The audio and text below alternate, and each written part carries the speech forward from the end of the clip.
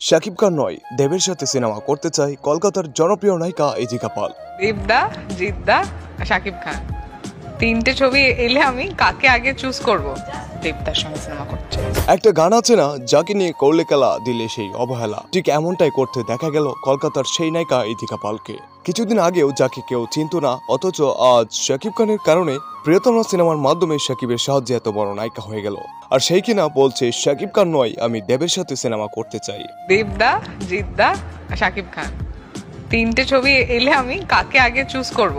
দেবদার সঙ্গে সিনেমা করতে। কথায় আছে না, থার্ড ক্লাসের মানুষকে ফার্স্ট ক্লাসে বসালে একটু বেমানান্ত হবেই। ইদিকার বেলায়ও সেটাই হয়েছে।